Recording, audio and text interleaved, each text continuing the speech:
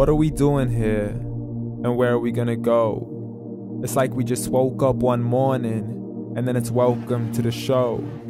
Don't ask any questions, just go with the flow. Make as much money as you can, and try your best not to get broke. Copy everything you see on the TV, from the hairstyles to the clothes, and don't think too often, just do exactly as you're told. And if you ever get confused, then just turn towards the alcohol. You'll still hear your thoughts, then just turn up the radio as you learn to live a lifestyle of drugs, sex, and rock and roll. But in all honesty, I just need to know, is there more to the cycle than growing and getting old? Living and dying just to leave behind a happy home and a whole lot of property that somebody else is going to own. I just really need to know before the casket's closed, 'cause I'm not willing to gamble with my soul, nor am I ready to take any chances. These are just simple life questions, and I'm just searching for some answers. Like, what are we doing here? And what is our purpose? How did we get here, and who made us so perfect? And what happens once we go, or is this world all really worth it?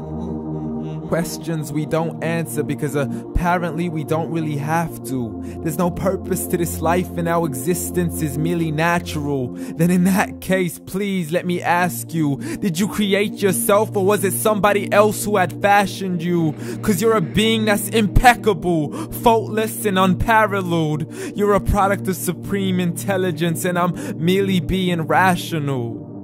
For there isn't a camera on this earth that can come close to the human eye, nor a computer that can compete alongside the human mind. And if the whole world was to come together, we wouldn't be able to create a single fly. So many signs, yet we still deny.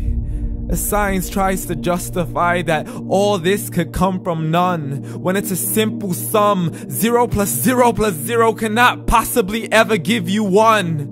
So from where did all this order come? For everything has its origins, a maker, a creator of its own. I mean, the only reason you're watching this video is because somebody had to press upload.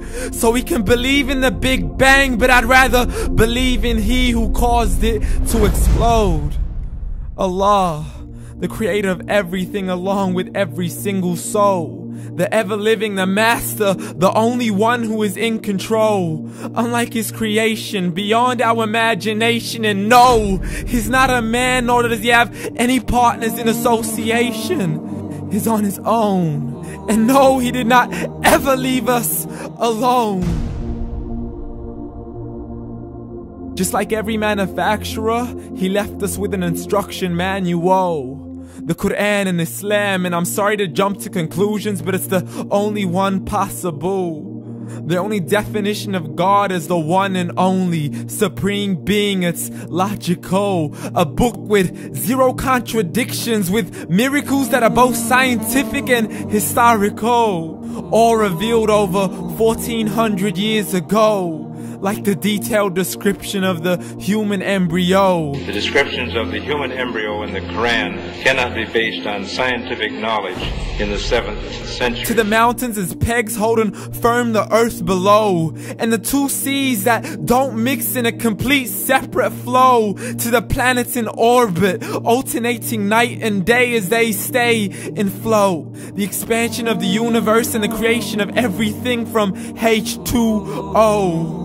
To the stories of the past and the preservation of Pharaoh. To identifying the lowest point in the land where Persia defeated Rome. The gushing fluid that created man in the glands between the ribs and the backbone. And not a word has changed, it's still the same. So please explain how all this was known over 1400 years ago. To a man who couldn't read or write, as he would recite whatever the angels spoke. And if you still don't believe, please try to come up with something that's even close. But you can't, so we took God as a mockery and his messengers as a joke. Muhammad could not read or write.